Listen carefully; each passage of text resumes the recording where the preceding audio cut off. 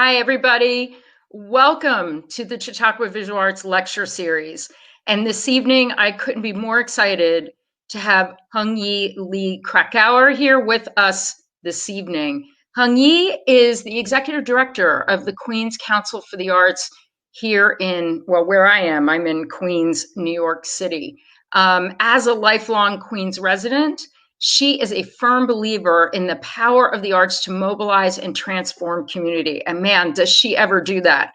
To start with, you can check out her website, which is hoongyee, HOONGYEE.com, where she shows a lot of her opinions and her perspectives and also her work, which includes, she is the author and illustrator of Rabbit Mooncakes, which is a multicultural picture book for children, which is published by Little Brown and Company. And her second book, Little Ghost Dumplings, is in development, and I'm really eager to hear more about it.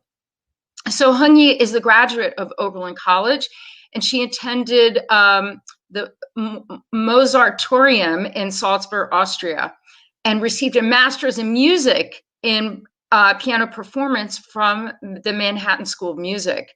So she currently lives in Far Rockaway with her husband, and she has 3 children, and she is amazingly generous.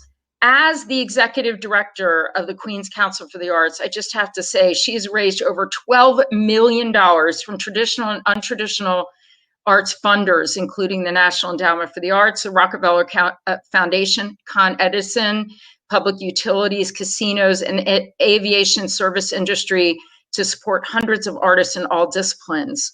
I'm really grateful that Hoong Yee is here because she exemplifies what it is, how an artist can wear so many multiple hats, and how an artist can also share so much with community of herself and empower that community to be self-sustaining. So without further ado, I'm going to bring on Hoong Yee. And then afterwards, after her presentation, please stick around for a question and answer period where we would love for you to be able to ask questions of Hoong Yee. Hoong Yee, welcome, and thank you for being here. Hi, Sharon. Thank you so much for having me. I really appreciate it. You are just an amazing person, and we're honored and thrilled. And I'm going to leave it to you now and take it away. Hi, everyone. I'm Hoong Yee Lee Krakauer. I'm the Executive Director of the Queens Council on the Arts. And as Sharon said, I am a Queens girl, just like Sharon. Very proud to be a member of this particular community of Queens artists, and so happy to be now among the Chautauqua artists community, which I have had heard so much about, and just so delighted to be here. I'm trying to figure out where my little arrows are. Chip, if you can hear me. Oh, here they are. Okay, I wanted to just start off by letting you know where I come from, and it probably will reveal a lot about why I do what I do. I have 2 grandfathers. One was a general and one was a strategist. This is my father, my grandfather, who fought with General Patton. He was a warlord, he had concubines, and from him, I learned strategy, and not just normal strategy, but big deal wartime strategy, which he was not shy about sharing with us as children. So on my maternal side, I come from a warlord and a general grandfather. On my other side, the gentleman in the center with the Western tie among all the women with the bound feet is my grandfather on my father's side. He was a strategist and a systems person. He was the secretary to Dr. Sun Yat-sen, and part of this, what he did was help Dr. Sun Yat-sen create the new Republic of China. So if anybody knows anything about systems, it was this grandfather. And that's kind of the DNA that I come from. I really like strategy and I really like systems, and I have a lot to be thankful for from my grandfathers. My parents, first generation immigrants. My mother was the first daughter of my grandfather, who was the warlord, and my father was the number one son. So you have number one daughter, number one son. What do you think was going to happen to their firstborn child? No pressure, right? This is the legacy that I think many second-generation immigrant children experience, because they, like myself, never lived in these countries, but they bear the traditional burden and expectations of those countries, and in my parents' case, countries that no longer exist. So the China, the feudal China that they came from, was gone. You know, the minute they stepped foot in America, gone. And they had to really just create a new life. So what happened with them was they couldn't speak English. They were, like many, many immigrant couples, hoping for a better life. And when my mother got pregnant, they went to a fortune teller in Flushing. And the fortune teller, I think, did what most fortune tellers do. They tell expectant young couples like this, oh, don't worry about it. Your first child born in America is going to be a boy. It's going to be marvelous. And that's your first blessing. And then he looked at my mother's hand and, you know, probably said something like, I see this boy is going to be born on your birthday. And that's going to be a double blessing. So you're doubly blessed. And then he probably looked at my father's hand and said, oh, but I see a third blessing here. This first child of yours born in America, a boy destined to do great things. This is your triple blessing for you bringing a child into the world in America. So as luck would have it, my mother went into labor on her birthday, and 3 minutes later, I was born. So not only was I not a boy, I was late, 3 minutes late. And I have been paying for this ever since with a name. You know, of course, they named me after some warlord. So I have this warlord name. I'm a girl, I'm late, and I'm expected to do great things. But, you know, I can handle that. The other stuff was a little out of my control. And I just tell you this because the way I look at it is that all of us, every single one of us, we are all basically the next chapter of bigger stories that came before us and that will come after us. So I, like many young immigrant second generation children, especially Asian ones, you know, I played the piano. And I ended up studying at the Mozarteum in Salzburg, which is this beautiful place in Salzburg, Austria. Lots of chocolate and lots of lederhosen, and, you know, yes, the hills are alive. It was really an amazing thing to be able to study music in the place of its birth. So I really developed a very profound and deep respect for art in place, art in their art in community, art in all aspects of respect and tradition. And I got that from living in Salzburg and then in Vienna for the year after.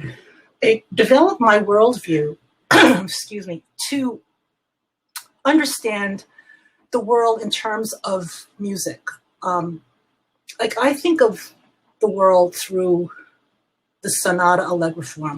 I believe that the world's logic is really a sonata allegro form, which is you have an exposition, development, and recap.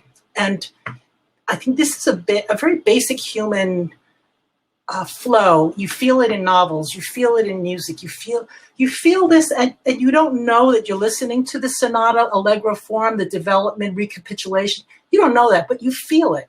And there's a reason why when you feel something, you say, oh, my heart sings, right? There's a reason for that. And I think that because of that, the world has become a simpler place for me to understand where art lives and how I could be part of supporting artists within that particular worldview. I did go to Cooper Union Prep. I went to their Saturday program. I ended up going to Juilliard Prep too for piano. And of course, that led me to Oberlin, which was an amazing time for me to be in a left-wing Ivy like Oberlin was.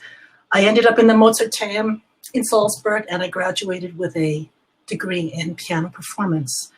And I would say after all that, I learned how to memorize, or I have somewhere in my mind 32 Beethoven sonatas that I had to memorize, get into my muscle memory. It's part of conservatory training, and speak German. So when I came home, it just made me feel I had a foot planted in two sides of the world in classical music. So grateful for that. And also I had 2 feet planted on both sides of Essex Street, because I was at home in Chinatown and I could understand all the pickle vendors on the other side, because German is very similar to Yiddish. So it opened my world on many, many different levels. The other thing that I believe in is that the world is really a 2-5-1 chord progression. Here's the most basic one. A 2-5-1 is the sonata allegro form a la Elvis Presley. And the reason why I tell you this is that these 3 chords, or these 3 types of chords, are the basis of every rock and roll song you'll ever hear, you'll ever sing, you'll ever hum. And the thing about it is you don't know that when you're listening to a rock song. You just feel it. And so I feel that these structures that are the underpinnings of 32 Beethoven sonatas and 1,000 rock songs are things that resonate with us as people, as humans. And what musicians can do with that is they could get that into their muscle memory, or just understand that or embrace it, and then just build on top of it. And the structures that are built, beautiful music, beautiful art, beautiful literature, they answer this structure in ways that only you as an individual artist can do, or a musician or a writer. And to me, every great work of art is a product of great thinking. And if you have structures like this, thank you to my grandfather, number one, you understand how you can move worlds and how you can change worlds and move from generation to generation, or cultures as he did. So systems and structures are very, very important to me in understanding the world and how to live creatively within it. So again, my heart sings. I have muscle memory. This was the great blessing of being a student of music and art very, very young in Queens. New York, Manhattan was very, very close. And it was something that was part of every immigrant's suitcase. They may not have taken a lot out of their old country, but they had their dreams, and they knew what was important. And they knew that if they could cook and they could share their culture, they'd be fine. And they made sure that that was the case with my family. I am an artist and administrator. I am an artist administrator, I guess, if you want to create a job description. I am an executive director by profession, but I am an author illustrator by confession. As Sharon said, I am the author of a picture book published by Little Brown and Company.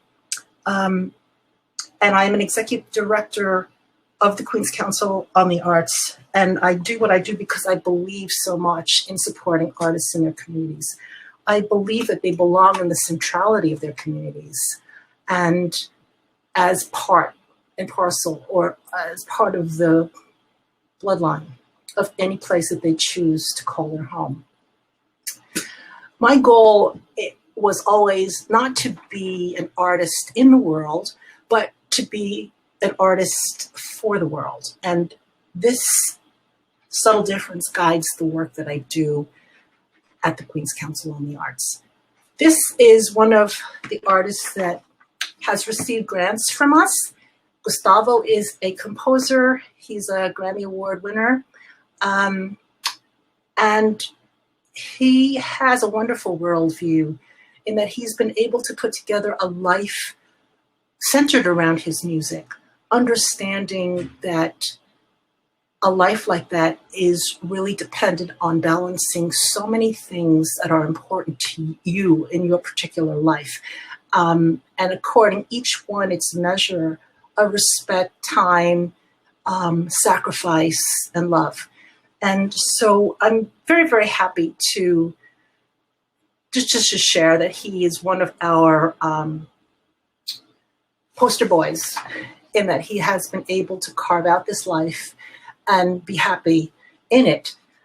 I'm a grant maker, and I really am, as I move through life, I'm a grant panelist junkie. I like sitting on panels. I like to see how people think and determine artistic excellence and accord merit. And it's interesting just to get into the conversations to understand what's important and what's beautiful and what is valued, and all of those things that are so important to us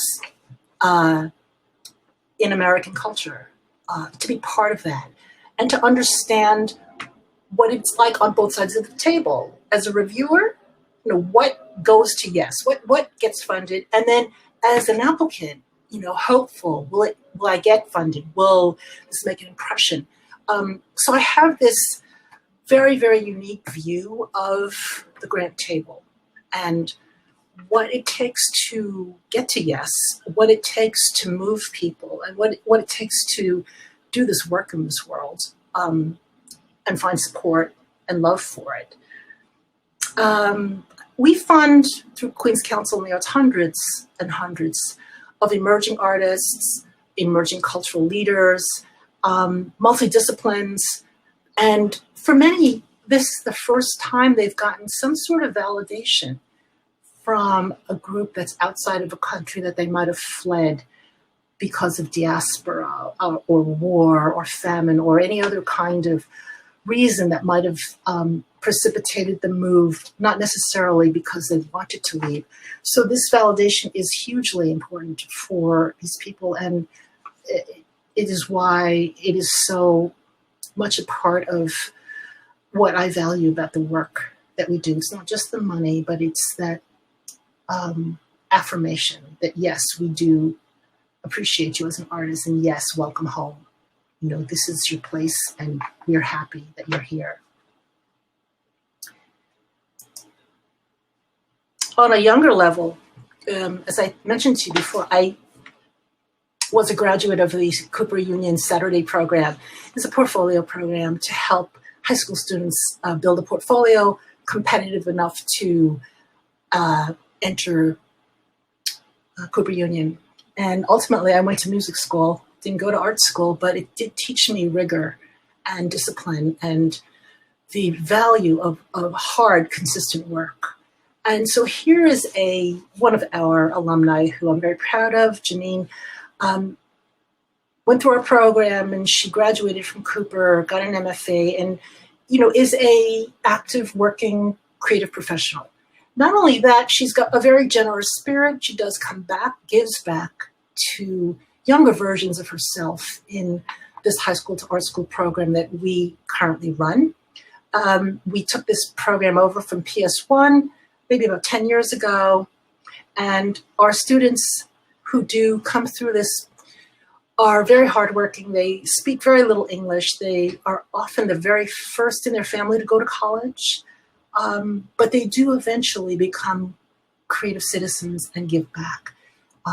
One of the alumni that we are currently in touch with is Kevin Chao. He graduated Cooper and started his own graphic company, and all the slides that you see that are branded were created by his team for us. And so, as I said before, there is a great sense of give back among the community, and this amazing sense of creative citizenry that I believe is really the seed of change for all of us, artists first, creative citizen first. And we're very, very proud of the students and the work that we do to continue creating more and more classes of great people like these young artists. Down in Far Rockaway, I actually live in Bell Harbor, which is on the other side of the peninsula, but downtown Far Rockaway is an area that's been blighted and hasn't had its coding changed since 1960. And, in a partnership with Small Business Service and a lot of development groups, we managed to create a project to commission artists to paint roll-down gates along the main drag during their revitalization time. And these downtown Far Rockaway artists are now spending an awful lot of time down in Far Rock with the property owners, with the store owners. These are local artists, and they are currently in a process of just like bringing back vibrancy to the streets of Far Rockaway. I think what they really do is they deliver hope and joy. And for that reason, I think that these artists here have inspired the partners who have, prior to this, been kind of clueless about what art is, but they got it. They could see the difference that the art makes on the street for the local people, how those subtle changes will grow into a tide of civic pride, and that Far Rockaway will change. And for that reason, I'm just very happy to say we got funded for a multi-year for this particular project, because I think they understand that this project is something that should not just be a flash in the pan, but this should be something that is a continual dialogue and a continual partnership between the local artists who live in an area and the community that they care about. So one of the other things in terms of community and how we can all change the world together is this notion that I had. I think I was sitting in a recital hall in Salzburg, and I was just thinking to myself that the music that I appreciated and I loved, and I spent 20, 30 years of my life memorizing, was created by dead white Germans. And it gave me pause. I mean, I love Bach, Beethoven, and Brahms, don't get me wrong. But I started to think, you know what, there are other people in the world. There are other kinds of music. There's other kinds of, and who decided that it was only these three guys anyway, right? Who decided that classical piano repertoire is only these guys? And so my mission with this particular project in commissioning art was to ask the question, can we democratize a historically privileged process of commissioning art and deciding what is artistically excellent and who are our heroes? Can we invite people who simply love art, decide, and commission art that becomes part of the American canon? And luckily, we got funded to do this for 3 years, and we host workshops for people who want to know how to commission art, and not just commission operas and symphonies, but what about if you just wanted to commission a birthday song or a ringtone? Or how about if you wanted for the next celebration in your life to commission a piece of music? Or, you know, one of the most difficult times in people's lives is sharing or being with people in times of loss and grief. What about a piece of music for that? Again, this project was funded for 3 years, and the fact that people can have an active role in deciding what is important, what is beautiful, who do I want my kids to see as a hero in a story, it was so empowering that we got multi-year funding for that too. This is a picture of Neil Paducone, who's in the center. He was one of our artists that we commissioned 2 years ago, and we commissioned him to create a piece for the American canon. And his project was a block party. It was called Sala Masala, and it was a day-long performance block party in Jackson Heights. And it really was one of the most amazing pieces of commissioned theater and music that came out of that particular year. And here are the people that volunteered to be the commissioners. These are people from Jamaica. What we had done with this particular project was to go into 3 different areas of Queens and ask people in those particular neighborhoods, what are the untold stories here? Who are the heroes that you need to see or want to share with your child when you're reading a story?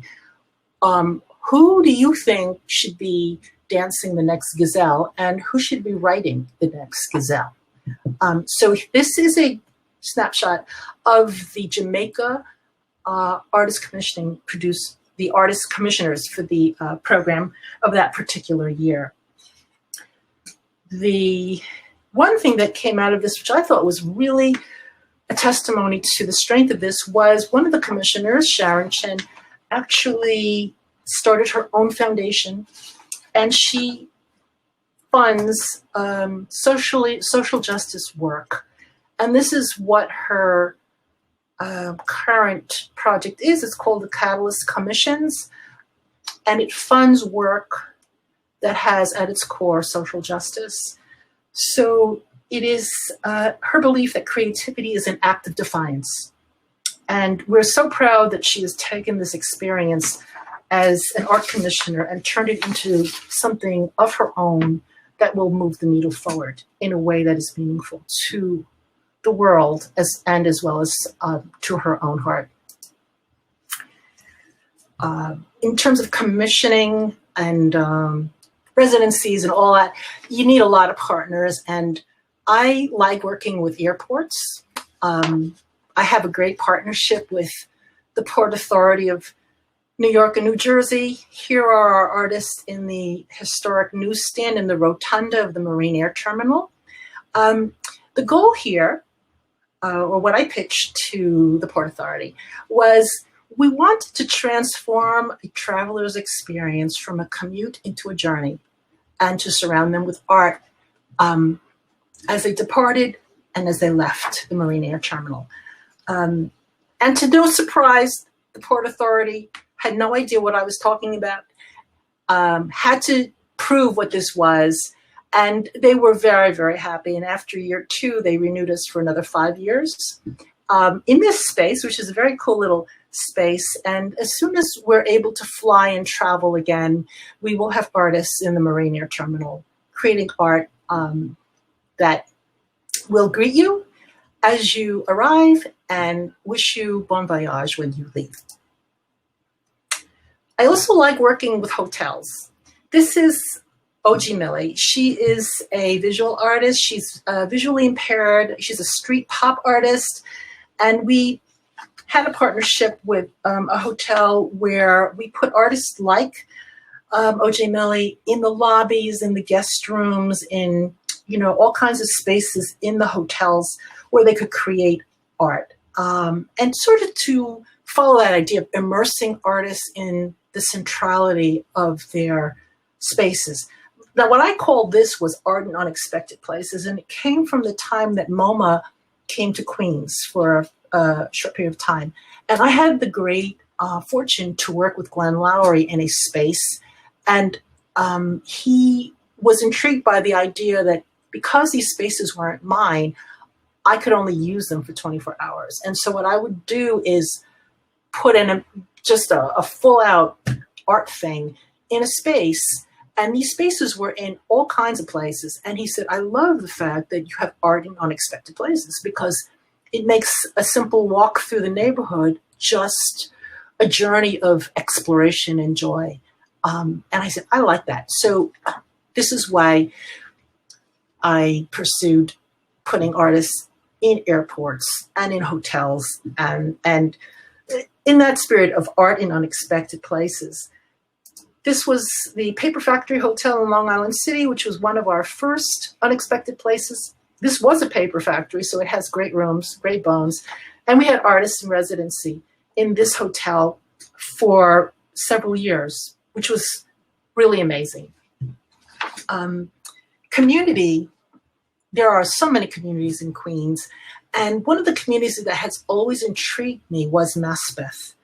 It is a very industrial community, and lots of warehouses, auto body shops, that kind of thing. And what I thought was interesting was what would happen if the industrial community met with the art community? What could we possibly do? And as it turns out, the community of Maspeth is a lot of first, second, third generation family-owned businesses.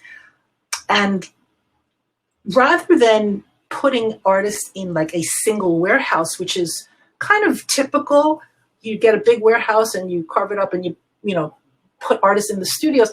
A lot of the business owners had said to me, well, we don't want to do that. We're manufacturing, we're working. But what if instead of putting all the artists in a building, why don't we fill the community with the artist? One auto body shop at a time, let's say. And so here's a team of young artists that attended one of our summer intern programs on top of a boiler factory in Maspeth, Queens. When we first did this, we were surprised that the only people that responded to this summer internship were women. They were very interested in the idea of working in a boiler factory, working among welders, ironworkers, and they wanted to learn how to weld.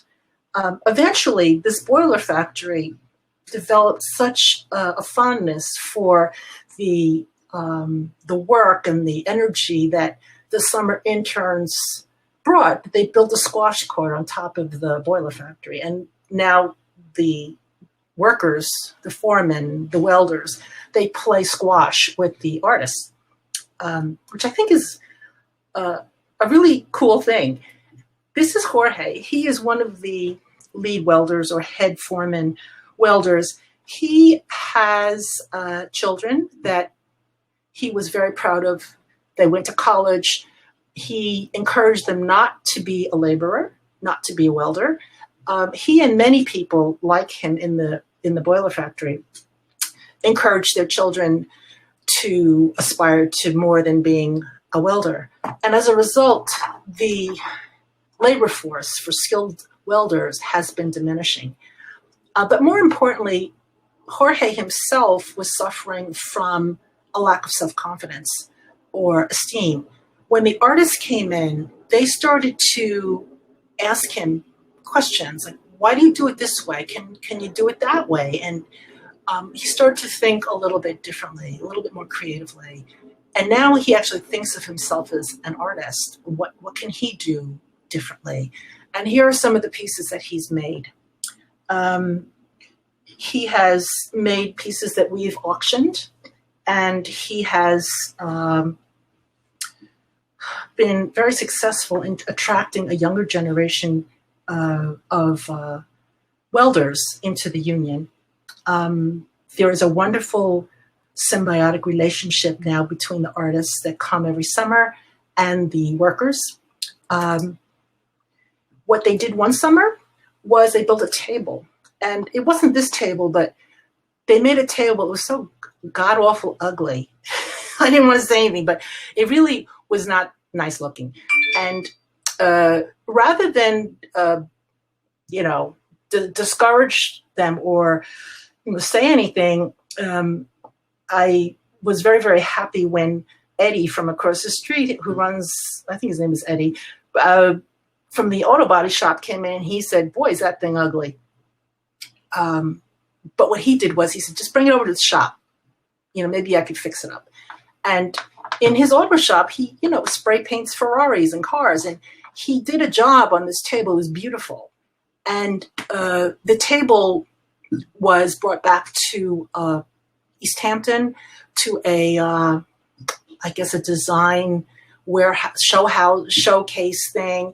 And the table sold for $10,000 because of the story and because of how cool it looked.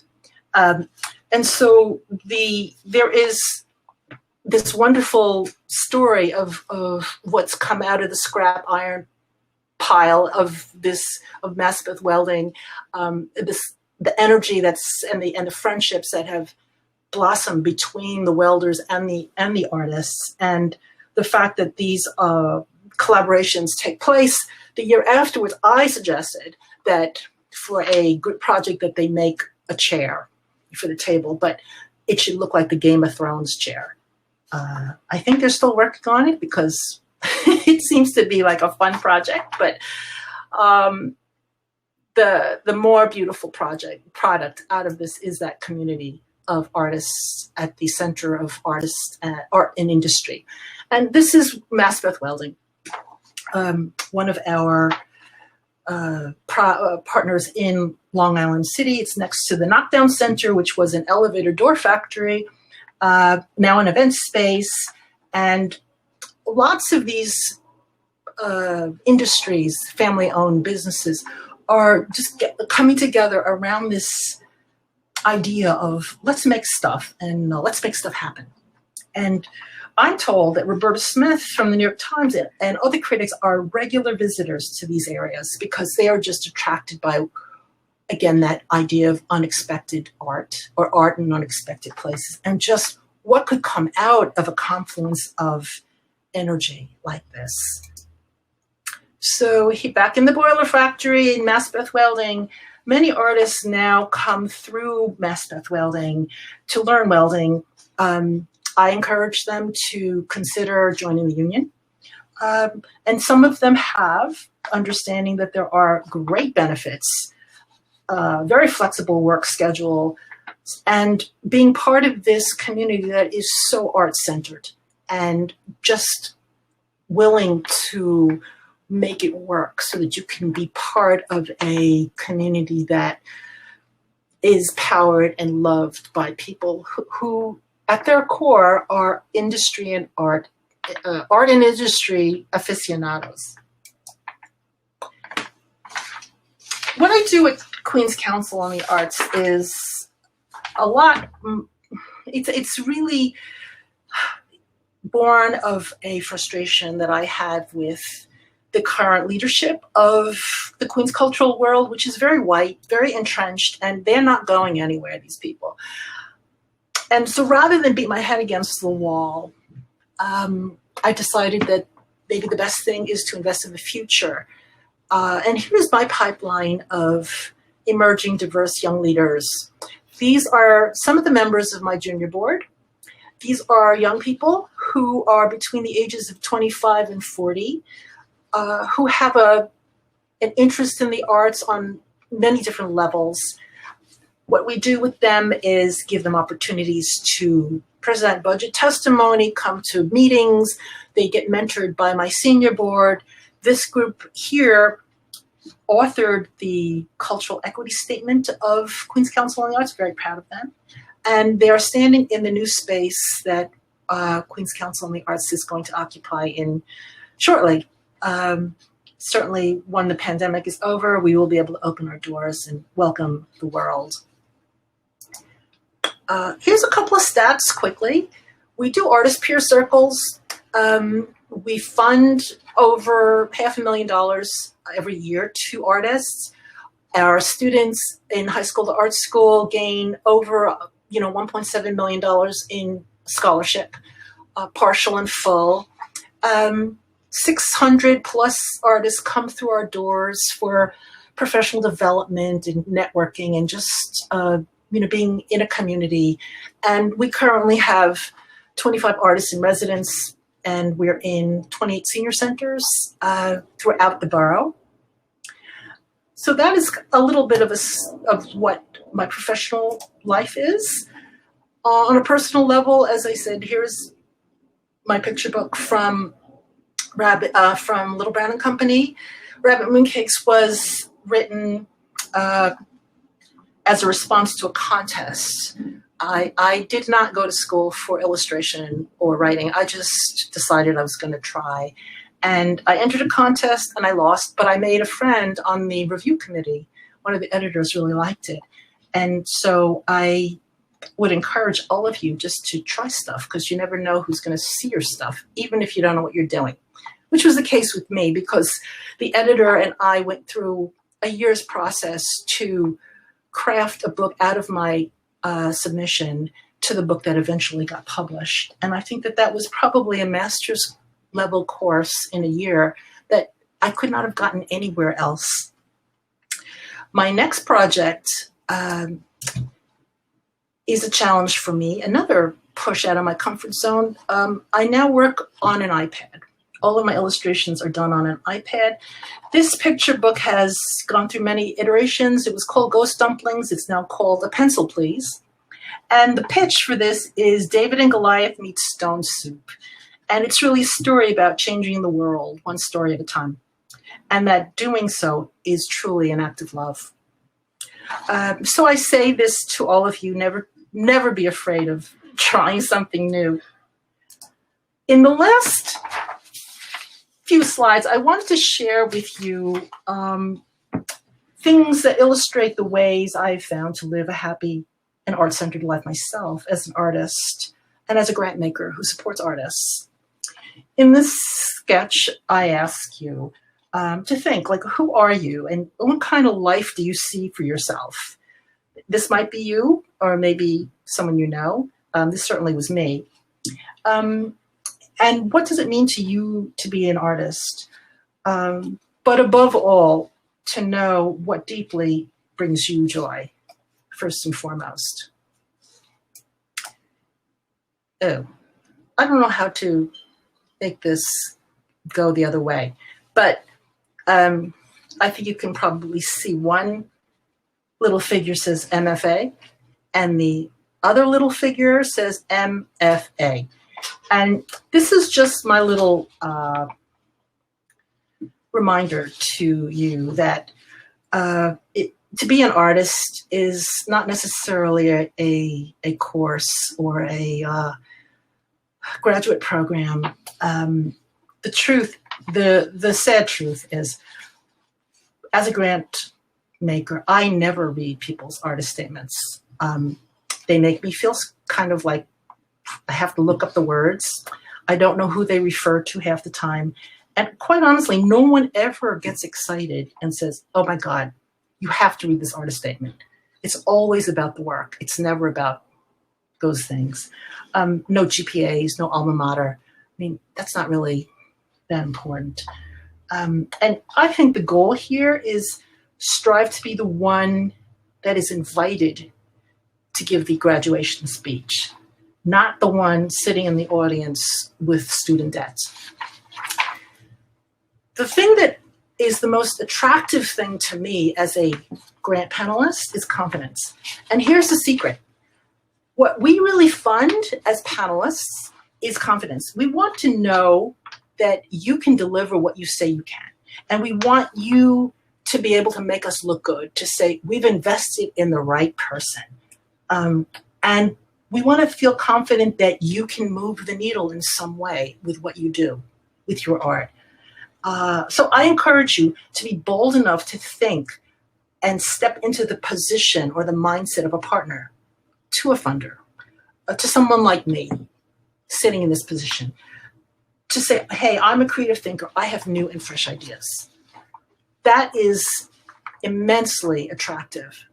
And we have more reason than not to fund and to support or go out on a limb for somebody who has a bold and fresh and new idea. Here's how you could do this. This is one thing that I do a lot. I try to do something every day that scares my cat. I don't have a cat, but if I did, it would scare my cat. I admire fearless people. I admire people who I see dancing outside of their comfort zones, and people who are unterrified of looking foolish. And I can forgive failure because I know you'll try again. And I look forward to seeing what that could be. That could be the one. And really, the counterintuitive truth to all of this is that in order to grow confidence, you have to do things that scare your cat.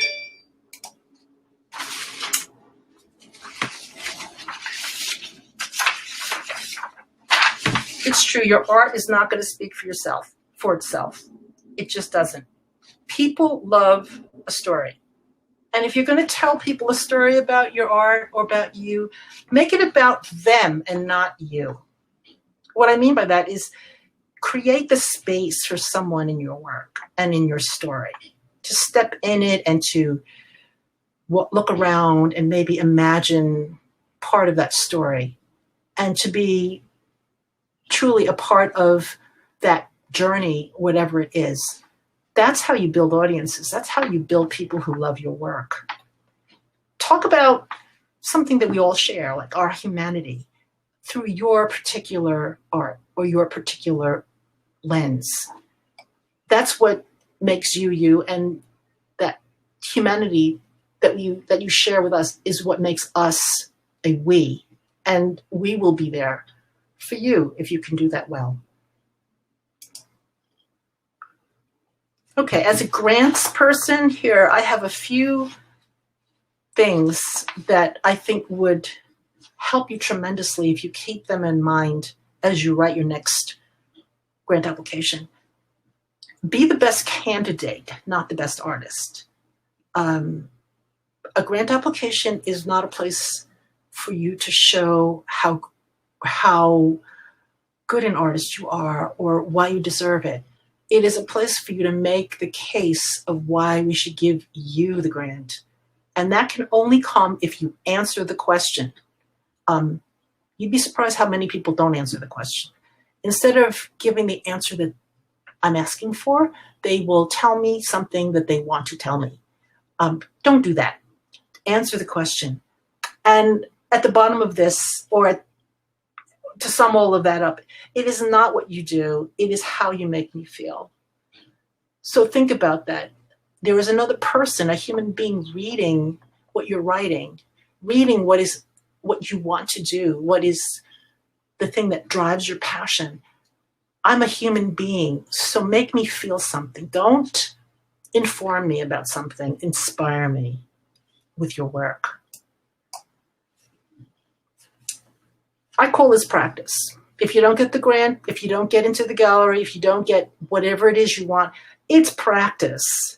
I call it the universe's GPS because no can mean many different things.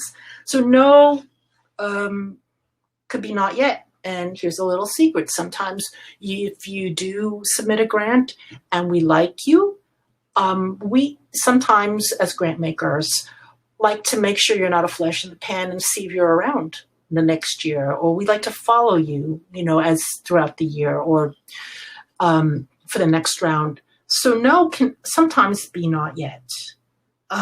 No can mean never, which is great information. No, you're not the right fit. Move on. No can also mean no, but wait, and this has happened. You may not be the right fit for that funder, but that funder might know somebody that you are a right fit for and say, but wait, I know where you should be applying. And this happens more often than you would think. At the bottom of all of this, you have to remember it's simply a no to your project at this particular time. It's not no to you as a person. Don't take this personally.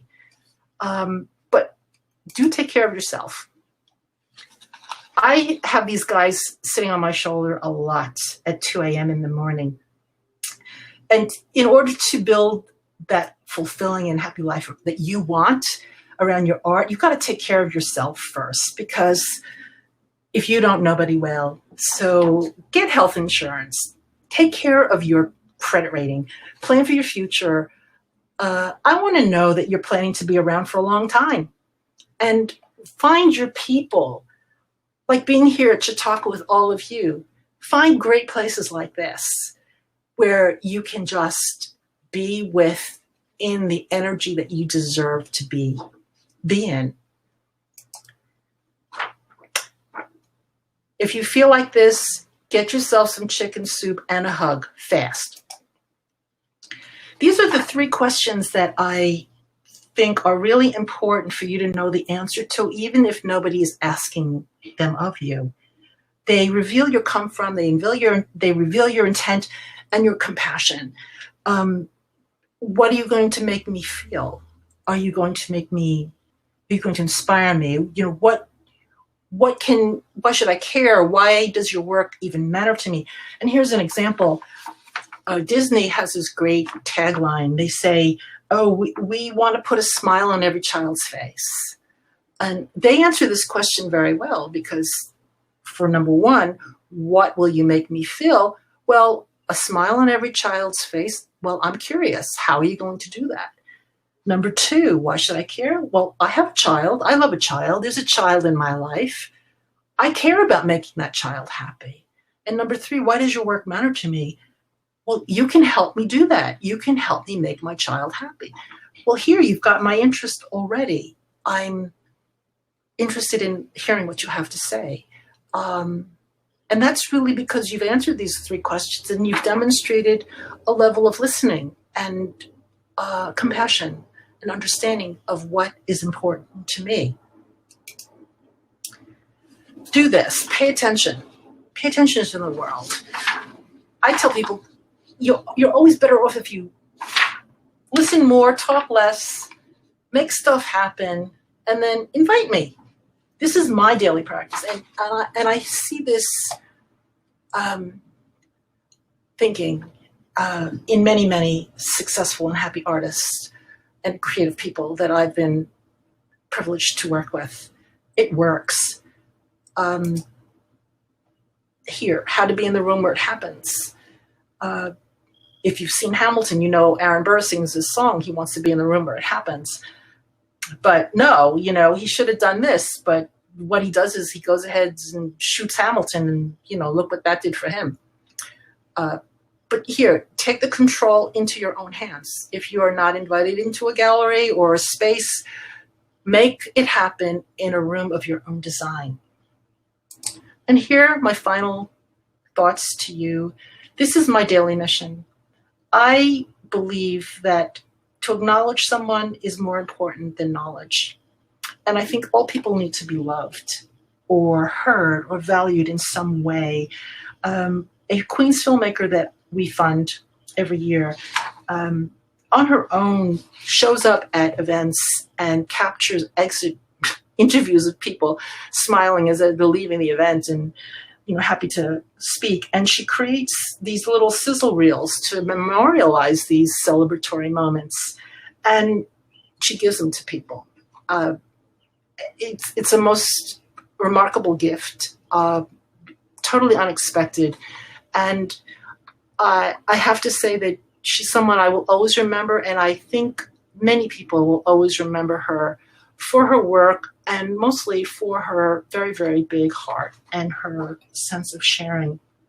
What I think she does well is that she recognizes a moment and she will create that moment and give it to them. This is, to me, the greatest gift that you can create in the world.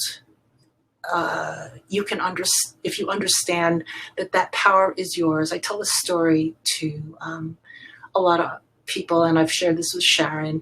It's my dog walker story. It's an actor that we fund who was walking his dog, and I think he just on some level decided that this was the most wonderful day of his life, and he was going to make this moment a wonderful one, and attracted another dog walker and another dog walker, and he started to walk a lot of people's dogs, but more than that, he was able to channel that willingness to turn every moment of his life into an act of joy that helped him create what he now has as a very successful, happy, and art-centered life. This is what I wish for all of you. This was my particular path and journey to where I got. And I wish you the best on your journey. Thank you.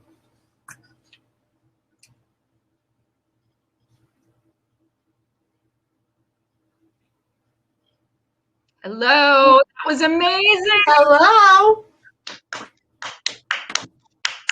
You're so sweet. Oh no, I can't wait to talk to you. Yes, everyone, please take note of Hoong Yee's Instagram account and her website. You can see a lot of her illustrations on her Instagram account, and she posts them not as often as I would like. I wish they could be multiple times a day. And there are several ways that you can participate in this Q&A. As people know who've been here before, you can either just click on the camera that you'll see right next to your name, to the right of your name. You'll see a mic and then a camera. Just click onto that, and then you can ask a question, and we'll put it in queue. And if I see it, then you can jump on screen with us, or you could just ask a question in the chat, which is on the right-hand side below. And then I will be happy to repeat it and ask questions of Hoong Yee. So while you all are warming up for those questions, I think Chip is going to bring us up on the screen. And then Hoong Yee, it's great to see you. Thank you very much for this. It was a wonderful presentation, and wow, great insight. And I have so many questions for you. I just want to share first off the bat, as I mentioned to you before we came on, one of the things just to share with the audience that I've been so inspired by Hoong Yee is that I was in a committee to plan a conference together. And in that committee, one of the things that I had said was, one of the things that I prompt a lot of artists to ask themselves is, what do they need and want? And Hoong Yee said, no, and also ask themselves, what can they give? And ever since then, and of course, I've credited Hoong Yee for that, hopefully every single time. She's with me all the time in that. But I just want Hoong Yee to be able to share that aspect, because, or what that means. I know what that means, but I think a lot of artists don't know how to answer that question. Oftentimes they come to me and say, I have nothing to give. They have a lot to give. They have time, energy, they have an ear. What are the other things that you can think of in this community-minded connectivity, how to answer that question, how artists can answer the giving part of that question? I say use the sexiest two pieces of your body for that. And those are your ears. That's right. What about the eyes? Okay, but ears? And here's why. Okay. Because once you say, tell me and talk to me, and I will shut my world down so that all I am is here for you. That is the biggest gift you can give somebody. Yeah. For someone to share that, your undivided attention. Don't ever dismiss how important that is. You may not think that's anything, but if you as a person gave that to somebody, a stranger, a friend, whoever, and said, just tell me what you're thinking. I'm here for you and I care. That is a huge gift. And that alone, anybody could do. You just have to be intentional about it and be respectful. A hello, a smile. Don't discount how important those things are to give. Yeah. Right? We have to go back and honor what it is within our power as people, as just humans, sharing in a moment, what that means to another person. So, don't ever think I have nothing to give, meaning I don't have a thing like to give. It's not about that. It is what you show up with in that moment when you're with somebody. Yeah. And I also think that we have a question from Allison in just a moment, but and thank you, Allison, for asking. But just to conclude this, just as another segue, just to continue, is that I think a lot of artists too don't know how to share gratitude. They often don't say often don't say hello or thank you. I mean, this week I've worked with a lot of people through Creative Capital, and I've gone through 3 or 4 drafts of letters, and each time I say, where's the thank you? Where's the hello? How are you doing?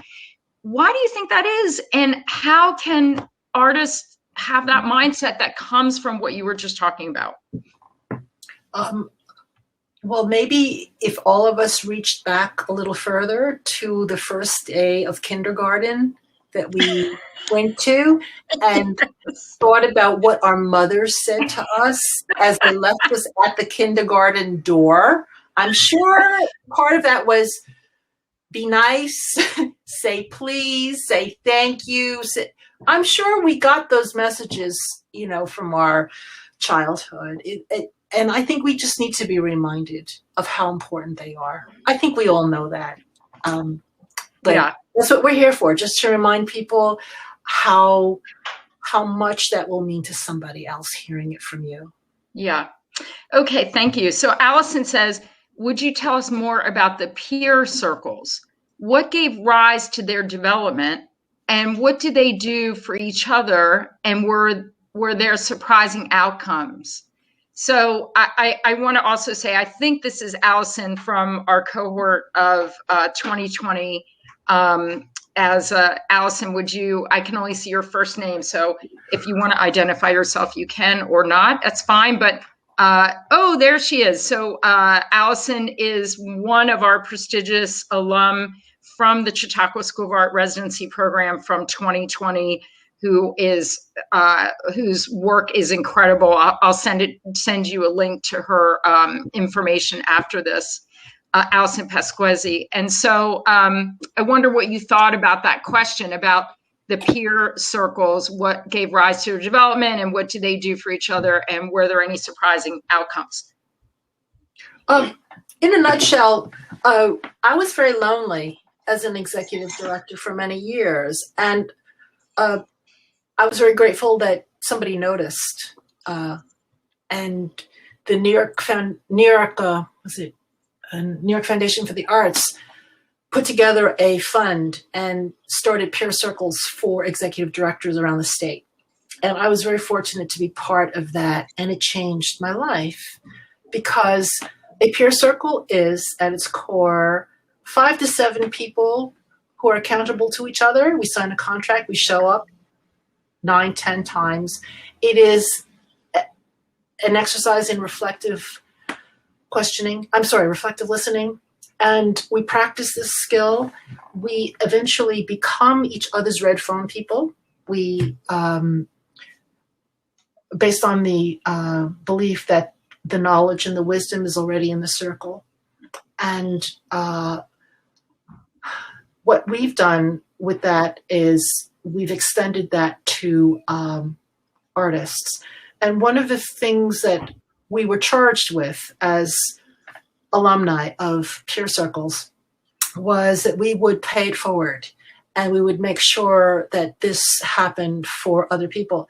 Many of people in my circle have done this for middle management nonprofit leaders. Some of them have done this for different communities that they ended up in education, in social service, in women's health. What we did was we did this for artists per discipline. And we have had maybe 80 artists come through our peer circles. What they come out with is 7 people who have their back. I still have those people from 12 years ago on speed dial. And once I get a call or I call, all 5 of us go right back into the circle. Stop our world, and we are there. What a gift, right? So that's what happens. The unexpected thing that comes of it is that the reflective listening and the reflective questioning is really an exercise in how to have a conversation, how to reframe things so that people can hear themselves think. It's a great gift. And the most surprising thing was where the artists have taken this. So some of the circles that have been self-generated, apart from the end of these circles, have been circles that were populated by people passionate about social justice issues. They have been started in South Africa, in China, in many different countries across the country, the United States. So that did surprise me, how far the artists took this idea of accountability and reflective questioning and the wisdom of the circle. into whatever worlds that they and communities that they found themselves in. So I feel very grateful that I had the personal experience of, being in the circle as a young executive director, and to have been able to share that with Queens artists and to see where they took it. So great. Really inspiring. Thank you, Allison, for asking that question. And Hoong Yee, that was amazing. Before the next question, I just want to ask something about, I love when you said creative citizen first. About that, a lot of these projects that you talk about and the commissions, which I'm so inspired by, how do you think that can be replicated, and the activity of creative citizen first? Like, there's another artist here with us tonight named Chris Jackman, who's a fantastic artist too, who's from our 2020, also prestigious 2020 alumni from Chautauqua School of Art. And he lives in Arizona and just in Phoenix. And I just wonder, how can a place in Phoenix also replicate that if they're not doing that already? This commissioning model that I see, and I participated in one of those conversations, which, there were people on that committee who were organizing these commissions and connecting artists with people who could sign up. But how do you get that going? Like, how does the public understand that this is a thing? Well, I didn't understand it was a thing until I stumbled upon 4 people in Minnesota that did it. Minnesota? Yes. How did that happen? Well, I'm a classical music geek, so I'm always looking for cool things in classical music. And I found that there was these 4 couples that went out to dinner. They had a subscription to the Minnesota Symphony, and they went out to dinner and they went to the concert, as part of their social life. And a few years into that, they started saying, I'm sick of Mahler's Third. I wish they'd play something else, right?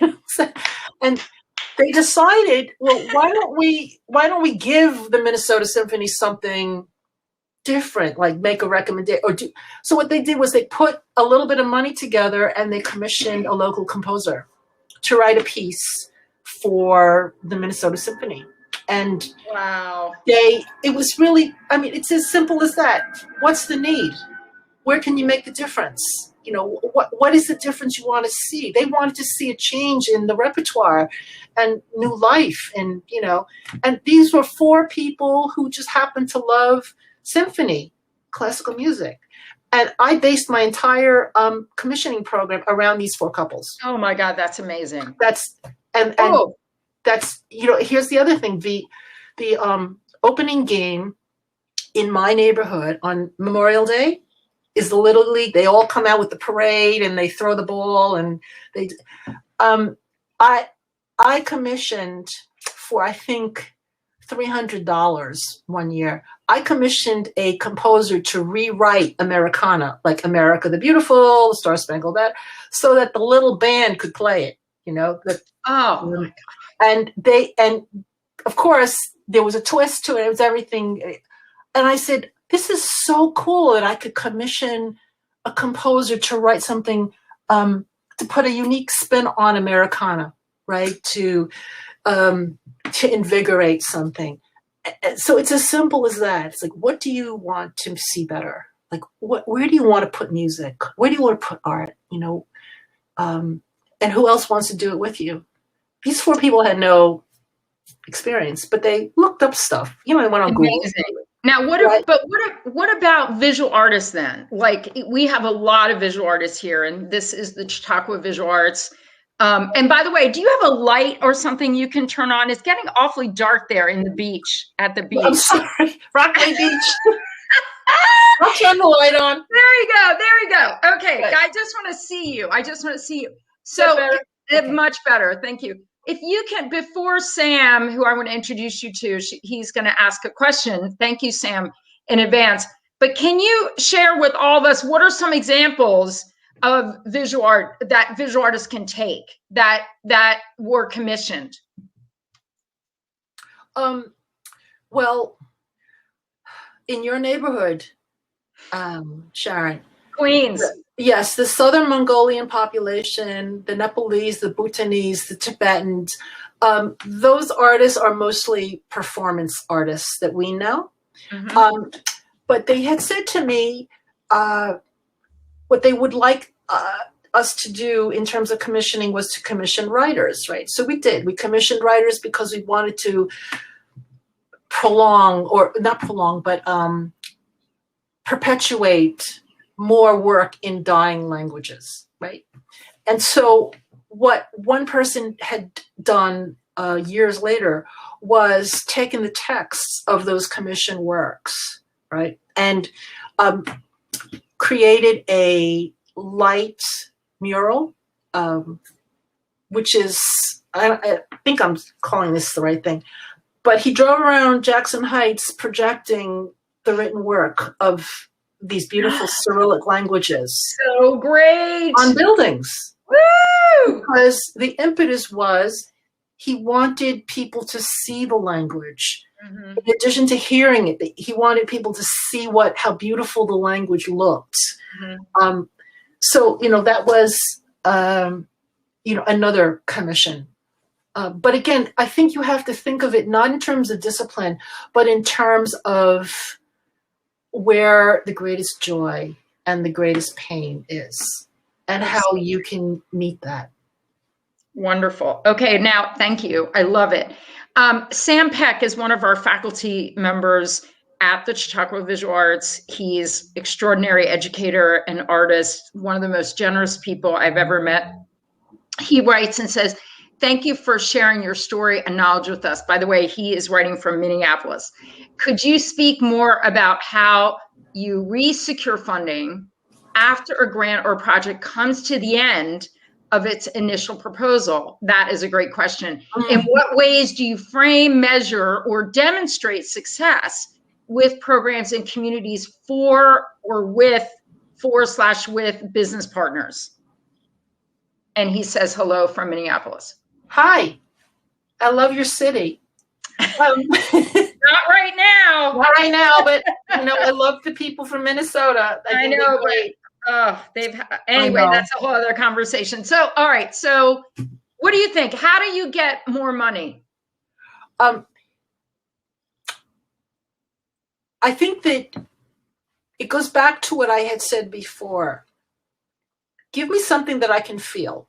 Mm-hmm. So I say that to you as a funder. If you can say to me, I'm going to do this, and it's going to make it's going to make you feel like this.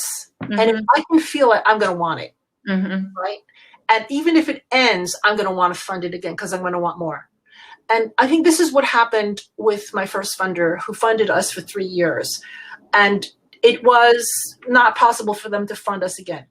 But he was very, very impressed with what had happened. So he would not shut up about it.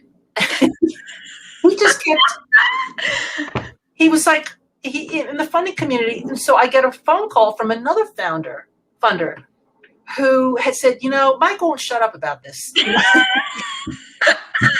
And I think that's what it is, because this funder wanted to know, what was he so excited about?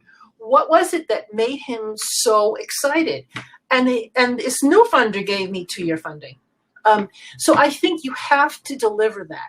If you can deliver or promise, and you have to deliver, right? You have to. And if it does change their life in that moment, if it does that magic that you promise, people are going to fall over themselves trying to get more of it. And I honestly mean it, because it doesn't happen often, but it always happens with these kinds of projects that I get funded before I write the application. Because that's what happened with this one. They called and they said, we heard, can you talk about whatever. Did the whole thing. And they said, well, you're on the docket. Just write something. Write a synopsis, everything we said. So you want that. And the power of that comes from addressing that question that I said before. Why will I care? What are you going to make me feel? And if those things are powerful enough, they will come to you. I love that, because it reminds me of just also the core of things, that you and I were talking, you and Chip were talking about this project that you were so kind to ask about, that me and Harag Vartanian did in the Lower East Side. And that was all based on love and friendship. Yes. And from that, so many people came, their best friends, their families of love and friendship. So I think what you're saying is that where that source of that feeling is then reflected and drawn in. Is that correct? Yes.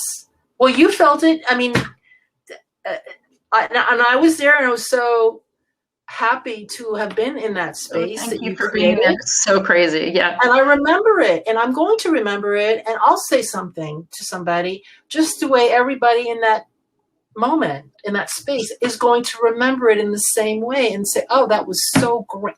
And who knows where that's going to go for you, Sharon, right? Oh, thank you. You just want that energy to go out into the world. Thank you. I would think that we would want that energy to be in everything that we do. Oftentimes and I just want to thank Sam for asking that question, because continuing that back to what you said about the artist statement, oftentimes, and we at the Chautauqua Visual Arts just got through with our jurying, and we are in the process of informing people at the moment. We're very grateful, had the most applications we've ever had, extraordinary. Thank you. I feel really grateful to give opportunities to artists, and certainly Chautauqua, its mission is to share. That's why I love the institution so much. But the thing is, the way that applications are, you can't, like that artist statement, it's like so many of them, I feel like there's like this brick wall, and it's about releasing that vulnerability, right? Mm-hmm. How can we unravel that? I think that we can dig into this, and probably a long conversation way beyond what we have time for, but certainly academia and a sort of classist idea of what is supposed to be. How do you think we can combat that? And it was really refreshing what you said about the artist statement. And then also, how can artists write in such a way where that feeling comes through? What kind of advice would you give? Well, I'd like to tackle that first, because I think that would have more pragmatic value for the listeners about writing. I think an artist statement is a creation of academia, and I don't think you can do that in that statement. I don't think that's what it was set up for. In a word, the artist statement is about the artist, and it invites no place for the listener or the reader. There's no place for them. It's just, I believe in this. I believe in. I'm sorry to interrupt, but it's about their work, right? I mean, the statement itself. Right. But it's still me centric. It's correct. My work. Correct. Where an effective communication, whether it's a conversation or a piece of writing, there's room for somebody else to feel like, let me get into this. Let me see if I can understand. And this has been my experience reading thousands of, and actually that's not true. I don't read them at all, because they use hard words. I don't know what they're saying half the time. I don't know who they're referring to. And my piece of advice here is, you do not want to put anything in an application that could make somebody feel stupid.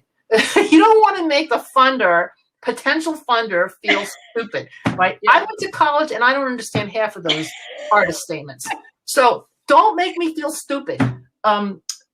So in terms of writing, it's always really good to do two things: to write in the least amount of syllables, and then to read that work back to yourself. And if it sounds like a conversation you're going to have with somebody, you're good, right? If it's that level of communication, not talking down or trying to impress, but just in that conversational tone, you're much better off, because what you will achieve is your vulnerability and your true voice. And that's what people look for. So of course you can't misspell, you can't do any of that stuff. But I'm just saying, in terms of the energy of the piece of writing, that's what I tell grant applicants. Write your stuff down and read it. And if it feels like something you wouldn't want to hear, rewrite it, or, see what it sounds like. If it sounds like a conversation that is compelling, you're getting close to it. Thank you. Now, while I'm waiting for other questions, I have so many for you. Another one is going back to the dog walker, which I love that example. Let's talk about, and I think one of the reasons why I love that you're here is because you wear so many hats, and the visual arts are really undefinable now as far as media. There's so many artists who do performances, music, they collaborate with so many people that the visual arts is just so expansive. Two questions. One, about the pandemic. What are the things that you could share with us about artists and what how their resilience during this time, expanding from the dog walker idea? And then the second question I'll follow up with. To be honest with you, I think artists are at their core resilient, but I've seen more artists beaten down in this time. And I've heard a lot more despondency than I've heard in a long time, because just as wide as the world was, I could be a visual artist and work with a musician or a video, that was endless. That got shut down in Correct. What? Yeah. And it left everybody hanging with only one way to communicate with the world, which is Zoom. And if you can't figure Zoom out, you're out of luck, right? So I did hear a lot of pain from visual artists. From singers, no. Performers, yes. Different disciplines can apply themselves to this format better than others. But visual artists who depend on a sense of atmosphere or space or, sculpture, being, I think, one of them. It was very, and it still is a very big challenge for them. I don't think it's a perfect medium for a lot of visual artists, outside of maybe flat work, but even still, you're sacrificing so much. I don't know what to say. I don't know how to be compelling as a visual artist on a black square like this. And I think I've seen some amazing attempts by artists to do things, and just testimony to the resilience of the human spirit, and I applaud that. And I just hope that we can get through this, because Sharon, I don't think that this is going to be a permanent situation. And so my message to all of you who are feeling that challenge, or just feeling that it is really hard, that this time is also a gift to be used for perhaps work or other things, until the time comes that we can come together in spaces that are more conducive to show what you can really do with your art. Well, but you have been very resilient because of your illustrations. So in a lot of ways, as also a visual artist, those illustrations that we just saw are all of yours, and extraordinary, because they look like someone who's studied this for years, and they're the quick wit that you have within yourself is well, thank you. Shows within them. So you've been able to utilize that through social media, through your website, and then certainly here and showing this and in books.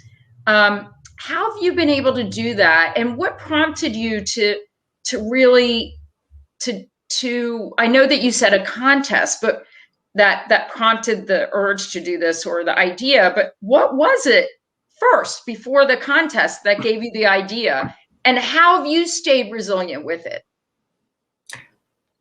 I do one thing that scares my cat every day. Do you remember that? That's where it comes from. No, I've never been trained as an illustrator. No, I've never been trained as a writer. I can play 32 Beethoven sonatas, but that's not what they asked for. So, so I had to try something that scared me. And I think that maybe that's the answer, that maybe you hit upon it, that maybe we just have to get out of our comfort zone and do something scary. And, for me, putting pen to paper and drawing, in my little space, and that's one thing. Putting it out there is a very different thing. And I said, okay, I don't know how it's going to be received, but what the heck? I'm just going to do it and scare my cat. And I did it. And, I survived, and I went, oh, maybe I could do this. I could do this. Maybe I could, set up an Instagram account and just do it every day. Well, what if? I think that's what it is, Sharon. I couldn't play 32 Beethoven sonatas, just the way maybe some artists can't do what they would really love to do. Well, I could do something else. And that's where the cartoons came from, and that's where my next book came from. And, I just think that creativity is recognized on a universal level. And so however you are creative and you put yourself out there, it is seen. And maybe not the thing you wanted to put out there at that time, but I think that energy is recognized, and it will lead you to where maybe you wouldn't think that you were ever going to be. I mean, I never thought I'd be a published children's book writer when I was in Vienna. I was eating soccer tart. I was skiing. I wasn't thinking about that, but I couldn't do what I was trained to do, and I did something else that scared me. I love that. Well, I don't see any more questions, so I'm going to say thank you so much for being with us this evening. And I'm so thrilled that we had the opportunity and honor to receive your history, a little bit about your history, and thank you for sharing your work with us and your perspectives, which were so inspiring and motivating. And I just want to say too, you give me the confidence, and I'm hoping others who get to see this, to wear those multiple hats. It seems very natural in the way that you live, and you're just such a great example. And I'm hoping when we can all gather, that you will come to Chautauqua as we were planning. But in the meantime, I see this as a great warm up for people to get to know you and all of your goodness. And I just can't thank you enough for taking the time to be with us and sharing so much of yourself with us. Well, likewise, I love being among all of you in the Chautauqua community, and such a pleasure to work with you on something like this, Sharon. And my best wishes to all the listeners and in your pursuits and your dreams, and wish you the very best. Well, Hoong Yee, I want to, and if Chip can put up the next screen, I want to share with you who's coming next is, do you know John Sabrow? Do you know him by chance? I don't know him. So this guy is an artist who's an environmentalist, and we're going to dig down about how he's an activist, environmental activist, as an artist. And we're going to dig down into that. And that is so timely, right? As your lectures too. And I just feel like artists right now need motivation and example like you gave us, wearing those multiple hats and the natural ability to do that, which so many people want to be able to reach for. And you're living, breathing proof. And so is John. He is extraordinary.